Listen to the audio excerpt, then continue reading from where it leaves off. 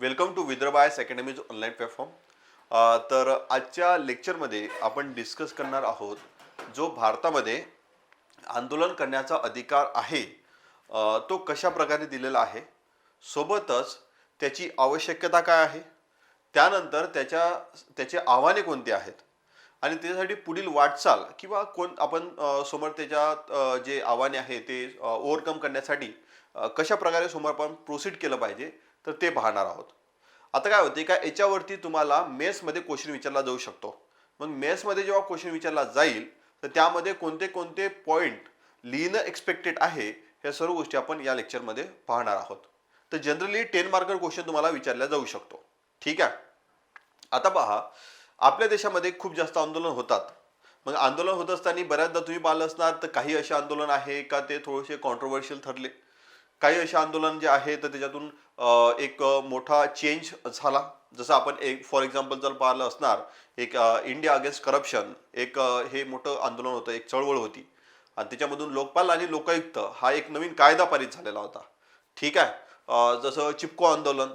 तर असे काही आंदोलन आहे का ज्या आंदोलनाने आपल्याला आपल्या देशाला म्हणा किंवा आपल्या समाजाला एक नवी दिशा दिली. त्याचपैकी असं आहे की त्यामुळे काय होते का कधी कधी असे काही आंदोलन झाले का ज्याच्यामुळे काही समाजामध्ये एक हिंसक वळण आलं. त्यानंतर जे आहे जे दैनंदिन जीवन असतं समाजाचं ते सुद्धा त्याच्यामध्ये एक प्रकारचा डिस्टर्बन्स क्रिएट झाला.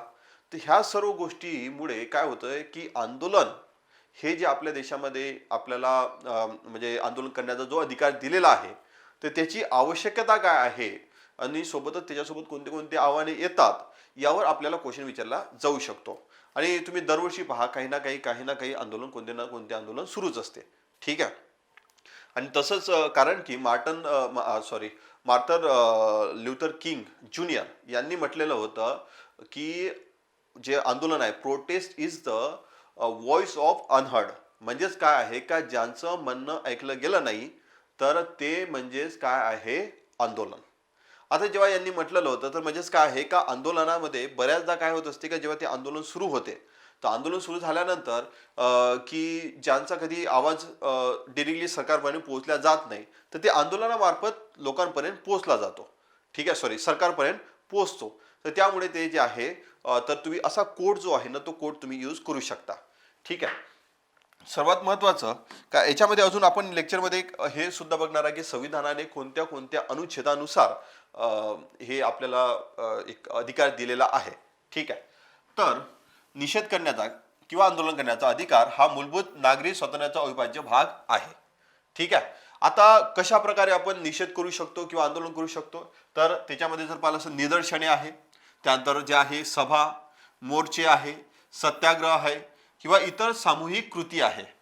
आणि ज्यामुळे जर पाहिलं असणार तर सरकारी धोरणे असो, निर्णय असो किंवा सामाजिक रूढी असो, याच्या म्हणजे एखादी कोणती सामाजिक रूढी आहे की जे समाजामध्ये खूप दिवसापासून चालू आहे तर त्याच्या विरोधात एक प्रकारे काय आहे का तुम्हाला असहमती दर्शवायची आहे किंवा त्याच्याबद्दल नकार दर्शवायचा आहे. त्यासाठी बेस्ट ऑप्शन तुमच्याकडे आहे ते म्हणजे काय आंदोलन किंवा त्याचा निषेध करण्याचा अधिकार. ठीक आहे.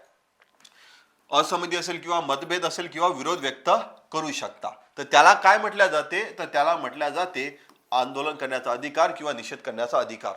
जर तुम्हाला याच्यावर जर क्वेश्चन आला तर इंट्रोमध्ये तुम्ही हे लिहायचं. जे इथं जो डेटा दिलेला आहे ना तेवढा तुम्ही इंट्रोमध्ये लिहिला असला पाहिजे, तुमच्याकडनं लिहिला गेला पाहिजे. ठीक आहे. त्यानंतर संविधानामध्ये काही असे अनुच्छेद आहे का ज्याच्यानुसार किंवा ज्याच्या थ्रू आपल्याला आंदोलन करण्याचा अधिकार मिळतो.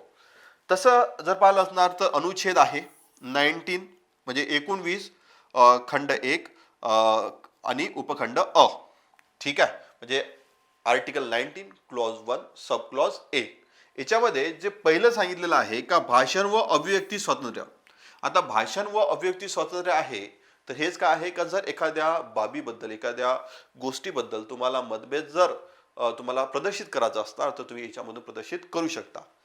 त्यानंतर जे आहे अनुच्छेद 19 खंड 1 उपखंड ब त्याच्यामध्ये काय सांगितलेलं आहे शांततापूर्ण किंवा म्हटल्यापेक्षा व निशस्त्र एकत्र येण्याचा अधिकार. म्हणजे तुम्ही जे आहे ना तर कशा काय तुम्ही एकत्र आता आंदोलनामध्ये जर पाहिलं असणार तर सर्वजण एकत्रच येतात पण ते कसं असलं पाहिजे निशस्त्र. नाहीतर तुम्ही बंदूक घेऊन येत आहात, तलवारी घेऊन येत आहात, चाकू भाले असं काही घेऊन येत असणार तर त्याला परमिशन दिली जात नसते. ठीक आहे, कारण की आपण समोर पाहणारच आहोत तर तुम्हाला जरी आंदोलन करण्याचा अधिकार आहे पण त्याच्यासोबतच जे आहे त्याच्यावर वाजवी बंधने लादल्या जाऊ शकते. ठीक आहे. त्यानंतर आहे अनुच्छेद 19 खंड 1 उपखंड क, तर संघटना किंवा कामगार संघटना स्थापन करण्याचा अधिकार. त्यानंतर अनुच्छेद 21 जीवन व वैयक्तिक स्वातंत्र्याचे संरक्षण करण्याचा अधिकार. तर आता हे जे आहे ना याच्यामधून या 3 अनुच्छेदामधून तुम्हाला जर पाहिलं असणार तर आंदोलन करण्याचा किंवा निषेध करण्याचा अधिकार प्राप्त होतो. परंतु एक लक्षात ठेवा, हा अधिकार निरकुंश नाही, म्हणजेच काय ऍब्सोल्यूट नाही आहे. याच्यावर वाजवी बंधने लादल्या जाऊ शकते. आता हे वाजवी बंधने कशामध्ये दिलेले आहे? अनुच्छेद 19 खंड 2 मध्ये आणि अनुच्छेद 19 खंड 3 मध्ये. तर याच्या अंतर्गत सार्वजनिक सुव्यवस्था आणि सार्वभौमत्व आणि सुरक्षितता याच्या आधारावर याच्यावर बंधने लादल्या जाऊ शकते की तुम्हाला परमिशन द्यायची आहे किंवा नाही द्यायची आहे. ठीक आहे. आणि याच्यासाठी जर पाहिलं असणार तर तुम्हाला जर पाहिलं असणार की जो कर्फ्यू लागतो तर कर्फ्यू जो आहे तो सेक्शन 144 म्हटलं जाते. आता सेक्शन 144 जेव्हा कर्फ्यू जेव्हा लागतो तर हे कोणत्या आधारावर लागत असते? तर ह्याच आधारावर ते कर्फ्यू लागते.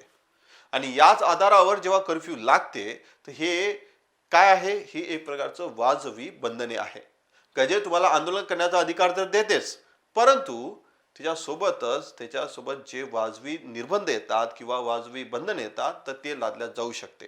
म्हणून जर पाहिलं असेल कोविडमध्ये जे आहे तुम्ही आता एक प्रकारे तुम्हाला स्वातंत्र्य आहे, कुठे फिरण्याचं स्वातंत्र्य आहे, आपल्या देशामध्ये कोणत्याही ठिकाणी जाण्याचं स्वातंत्र्य आहे, पण त्यावेळेस कर्फ्यू लागलेला होता. तर तुम्ही हे नाही म्हणू शकत की नाही माझा तुम्ही जो मूलभूत हक्क आहे किंवा जो अधिकार दिलेला आहे तो अधिकार तुम्ही काढून घेत आहात. कारण का त्याच्यामध्ये 19 क्लॉज 2 आणि 19 क्लॉज 3 याच्यामध्ये सांगितलेलं आहे का तुमच्या अधिकारांवर निर्बंध लादल्या जाऊ शकते. ठीक आहे. तर हे झालं एक प्रकारे आपण काय म्हणू शकतो की आंदोलन करण्याचा अधिकार किंवा आंदोलन करणे किंवा निषेध करण्याचा अधिकार म्हणजे काय, त्याच्यामध्ये आपण काय काय करू शकतो आणि कोणत्या अनुच्छेदानुसार आपल्याला दिलेला आहे आणि त्याच्यावर कशा प्रकारे वाजवी बंधने लादल्या जाऊ शकते. नेक्स्ट जे आहे जर पाहिलं असणार तर सिंहावलोकन जे आहे तर सिंहावलोकन 3.0 तर ही जी आहे एक बॅच लॉन्च करण्यात आलेली आहे. आता ही जेव्हा बॅच लॉन्च करण्यात आलेली आहे तर याचं हे कशासाठी आहे? कारण की राज्यसेवा जी आहे तर राज्यसेवा 31 मे 2026 ला आहे, म्हणजे पूर्वपरीक्षा. त्यासाठी आपल्याला कमी वेळेत रिव्हिजन करण्याची गरज खूप जास्त असते. त्यासाठी काय आहे का हे राज्यसेवा पूर्वपरीक्षा जी बॅच म्हणजे राज्यसेवा पूर्वपरीक्षा याच्याच पर्स्पेक्टिव्हने हे बॅच जी आहे ते डिझाईन केलेली आहे.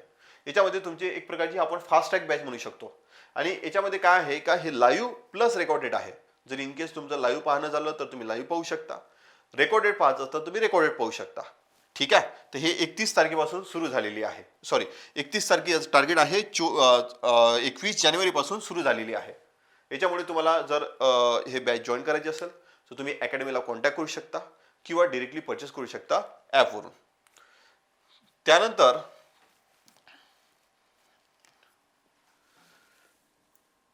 त्यानंतर जे आहे तर आता पहा, ज्यांनी 2025 म्हणजे 2025 ची ज्यांनी प्री दिलेली होती तर त्यांची प्री क्लिअर झाली असेल किंवा त्यांना एक्सपेक्टेशन असणार प्री क्लिअर होण्याची, तर त्यांच्यासाठी सुद्धा 10 पॉइंटर बॅच जी आहे हे लॉन्च केलेली आहे. मराठी मीडियममध्ये आहे. याच्यामध्ये याचे फीचर्स जर पाहिले तर याच्या नोट्स जे आहे तुम्हाला मेन्सच्या फर्स्ट 50 तुम्हाला नोट्स दिल्या जाईल. नंतर याच्यामध्ये टीचिंग सुद्धा केल्या जाते. त्यानंतर ब्रेन स्टॉर्मिंग कसं करायचं ते सुद्धा सांगितलं जाते. त्यानंतर लिखाणाचा सराव आणि त्याचं मूल्यांकन म्हणजे पेपर चेक करून देणं तर ही सुद्धा तुमच्याकडून करून घेतल्या जाते.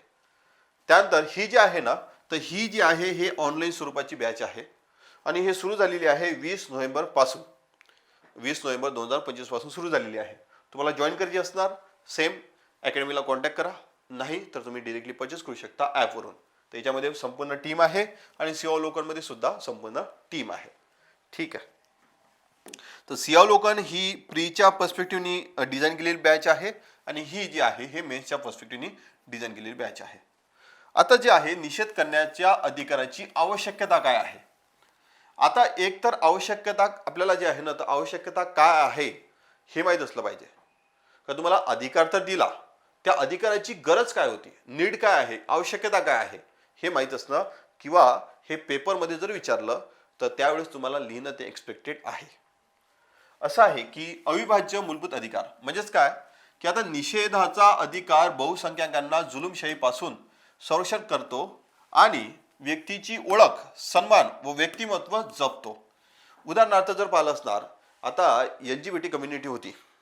आता LGBT कम्युनिटी जर पाहिली असताना तर यांना जे आहे जेव्हा त्यांनी आंदोलन केलं, तर आता म्हणजे काय आहे का सेम सेक्सवाला जर कपल असणार तर त्यांना जर लग्न करायचं असणार ते लग्न करू शकतात आता.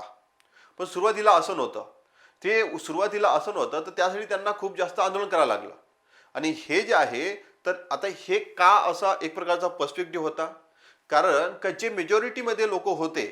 आता आता काय आहे की तुम्ही जर पाहिलं असणार तर ही जी कम्युनिटी आहे LGBTQ+, तर हे जे कम्युनिटी आहे किंवा यांची जे संख्या आहे ही कमी आहे. आणि आपल्या देशामध्ये मेजॉरिटी लोक जे आहे तर ह्या व्यतिरिक्त मेजॉरिटी लोक आहे. त्यामुळे त्यांची जी दडपशाही आहे ते दडपशाही जर त्यांना मोडून काढायची असणार तर त्यांना तुम्ही निषेध करण्याचा अधिकार दिला पाहिजे. ठीक आहे. आणि तेव्हा त्यांना तो अधिकार मिळालेला होता आणि अधिकार मिळाला म्हणून त्यांनी काय आहे एक प्रकारचं आंदोलन केलं. आंदोलन करून त्यांना जो आता जे आहे तर आपण म्हणू शकतो जो कलम 377 आहे ते रद्द केलं. आणि ते कलम 377 रद्द करून त्यांना एक प्रकारे परवानगी दिली का जर सेम सेक्स असणार, means male male female female, तर जे आहे तर तुम्ही तुम्हाला वाटलं तर तुम्ही लग्न करू शकता, तुम्ही लिव्ह इन रिलेशनशिपमध्ये राहू शकता, म्हणजे तुम्हाला जे काही करायचं आहे ते करू शकता. ठीक आहे. नंतर आहे असहमतीची अभिव्यक्ती म्हणजेच काय, विविध दृष्टिकोन मांडण्याची संधी देऊन सरकारची जबाबदारी निश्चित करतो. म्हणजेच उदाहरणार्थ जर पाहिलं असेल तर इंडिया अगेन्स्ट करप्शन ही एक प्रकारची चळवळ होती. आता इंडिया अगेन्स्ट करप्शन ही एक प्रकारची जेव्हा चळवळ सुरू झाली होती दिल्लीमध्ये, तर याच्यामध्ये काय होती की लोकांची असहमती होती. कशासाठी, का जो भ्रष्टाचार होत आहे या भ्रष्टाचार झाला नाही पाहिजे किंवा या भ्रष्टाचाराला त्यांची सहमती नव्हती.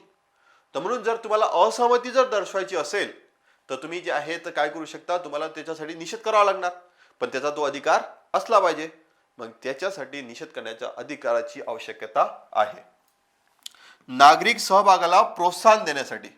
आता नागरिक सहभागाला प्रोत्साहन देण्यासाठी म्हणजेच काय आहे का तुमचं पार्टिसिपेशन वाढलं पाहिजे त्याच्यामध्ये.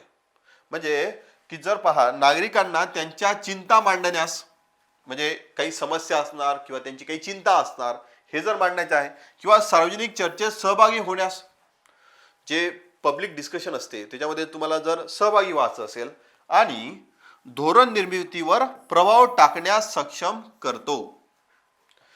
जर तुम्ही जर निषेध केला किंवा आंदोलन केलं, आता फॉर एक्झाम्पल एक जर पाहिलं असेल तर याचं उदाहरण तुमचं चिपको आंदोलन सुद्धा आहे, ते झाडाला मिठी मांडणं. त्यानंतर जर पाहिलं असेल तर जे आंदोलन जेव्हा केलं तर जे 3 कृषी कायदे होते त्या 3 कृषी कायद्यांना मागे घ्यावं लागलं. म्हणजेच काय आहे का धोरण निर्मितीवर तुम्ही प्रभाव टाकू शकले. ठीक आहे. तर याच्यासाठी तुम्हाला आंदोलन करण्याचा किंवा निषेध करण्याचा अधिकार मिळणं गरजेचं आहे. नंतर आहे पारदर्शकता आणि उत्तरदायित्व. म्हणजेच काय का सरकारला प्रश्न विचारण्याची आणि जबाबदार धरण्याची क्षमता वाढवल्या जाऊ शकते जर तुम्हाला हा अधिकार दिला तर. ठीक आहे. उदाहरणार्थ शेतकरी आंदोलनामुळे कृषी कायदे रद्द होणे, मी जे आताच एक्झाम्पल सांगितलं ना, तर हे जर पाहिलं असणार तर काय होते का तुम्ही सरकारला प्रश्न विचारले त्याच्यामधून हे आमच्यासाठी फायद्याचे कसे आहे सांगा. जर फायद्याचे नसणार तर तुम्हाला हे रद्द करावे लागणार, तर मग त्यामुळे ते रद्द कायदे केले होते. ठीक आहे. तर एक लक्षात ठेवा, आता याच्यामध्ये जर पाहिलं असणार तर हे आवश्यकता काय आहे हे तुम्हाला मी सांगितलं. सोबत याचे इथं उदाहरण सुद्धा दिलेले आहे का जे तुम्हाला जर पेपरमध्ये लिहित असताना जर तुम्ही उदाहरण दिले तर तुम्हाला चांगले मार्क्स मिळू शकतात. ठीक आहे. आता हे झाली काय की आवश्यकता काय आहे. त्याच्यानंतर जर पाहिलं असेल तर आव्हाने काय आहे, याच्यामध्ये आव्हाने सुद्धा राहतात. तर परवानगीवरील निर्बंध. आता म्हणजेच काय आहे का, बऱ्याचदा तुम्हाला प्रोटेस्ट करायचा असेल किंवा तुम्हाला आंदोलन करायचं असेल किंवा निषेध जर तुम्हाला करायचा असेल, तर त्या केसमध्ये काय होते का, फौजदारी प्रक्रिया संहितेच्या किंवा भारतीय संहिता कलम 144 अंतर्गत सभा व आंदोलनावर निर्बंध घातले जाऊ शकतात. आता हे जे आहे ना, तर काय होते का, हे आव्हान आहे. आता हे आव्हान कसं आहे, कारण का तुमच्यावर एक प्रकारे निर्बंध लादले जाऊ शकते आणि त्याच्यासाठी काय हे दिलं जाऊ शकते आर्ग्युमेंट, की जो कर्फ्यू तुमच्या म्हणजे तुमच्या प्लेसमध्ये जेव्हा ते कर्फ्यू लागतो, तर कर्फ्यू लागल्यानंतर ते सांगू शकते का सार्वजनिक सुव्यवस्था धोक्यात येते आणि त्यामुळे तुमच्यावर तुम्हाला जे आहे तर आम्ही ते परवानगी देत नाही. आता हे एक प्रकारचं आव्हानच आहे, कारण का पोलीस कधी कधी काय करू शकते, याचा मिसयूज करू शकते. जे हे कलम आहे, कलम 144 जे आहे त्याचा मिसयूज करू शकते. तर गैरसोयीचे किंवा सार्वजनिक सुव्यवस्थेला बाधक ठरवून अनेकदा आंदोलनाची परवानगी नाकारली जाते.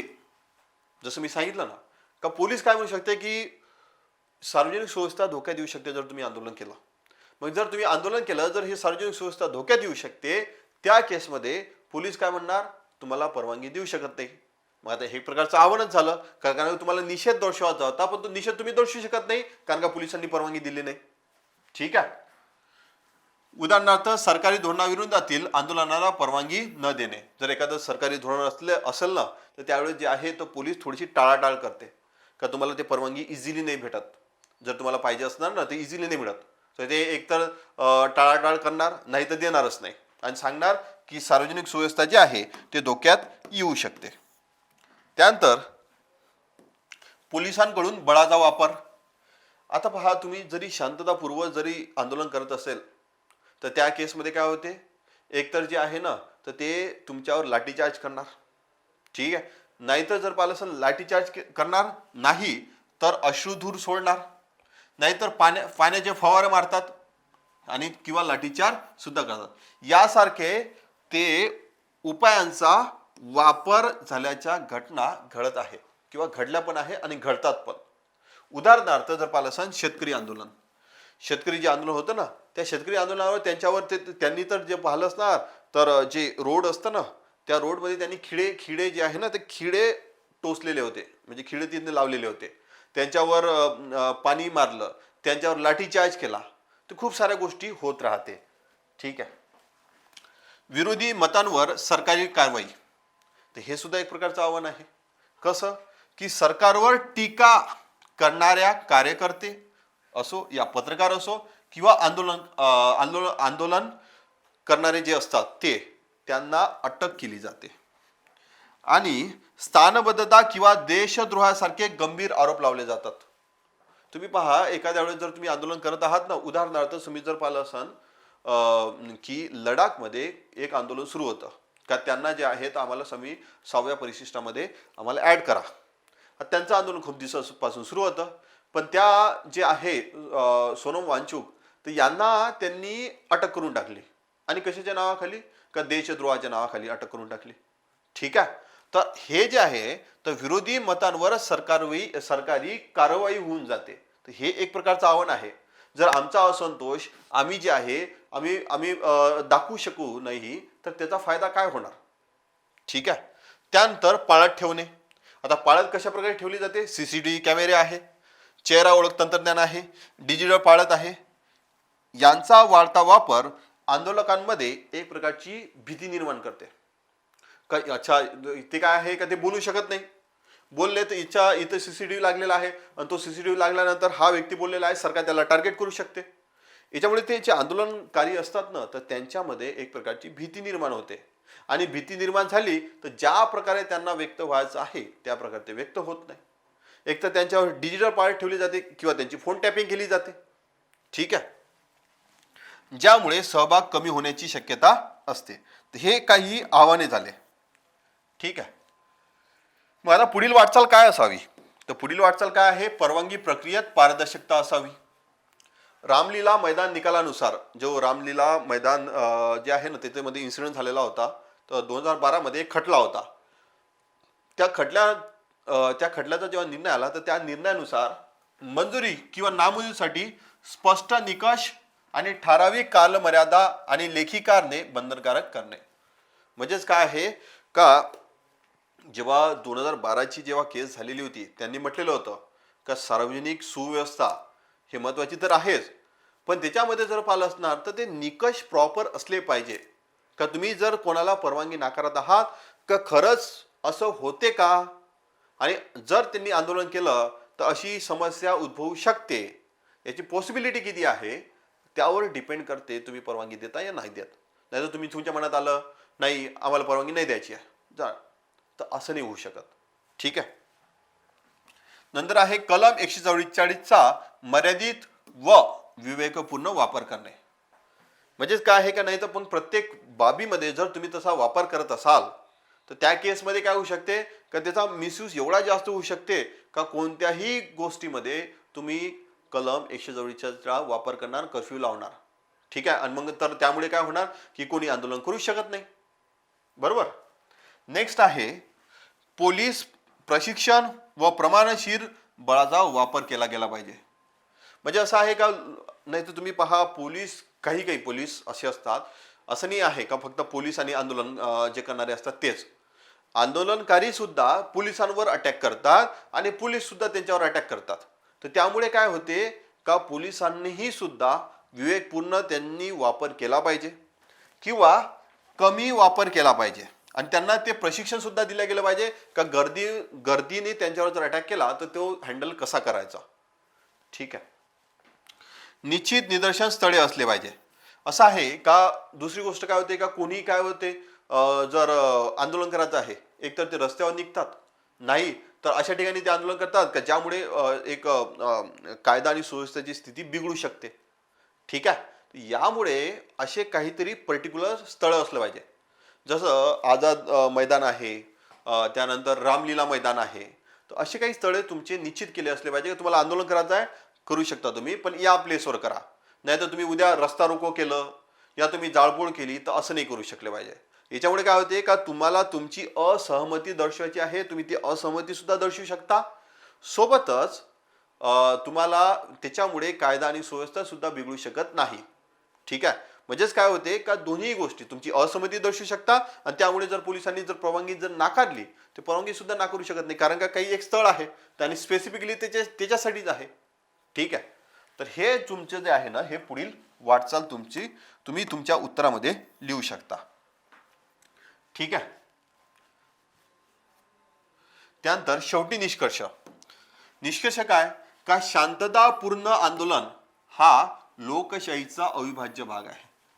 जर तुम्हाला तुमच्या देशामध्ये लोकशाही प्रस्थापित करायची असेल, तुम्हाला समोरचे जे म्हणजे काय आहे की दोन्ही बाजू असतात, पॉझिटिव्ह आणि निगेटिव्ह, दोन्ही बाजू तुम्ही ऐकून घेतल्या पाहिजे. आणि त्यामुळे जर कोणाची एखादा तुम्ही कायदा आणला त्याच्याबद्दल कोणाचं म्हणणं असं आहे का हा चुकीचा कायदा आहे, त्यांचंही तुम्ही म्हणणं ऐकून घेतलं पाहिजे. कोणी जर म्हटलं की हा बरोबर कायदा आहे तर त्यांचंही म्हणणं ऐकून घेतलं पाहिजे.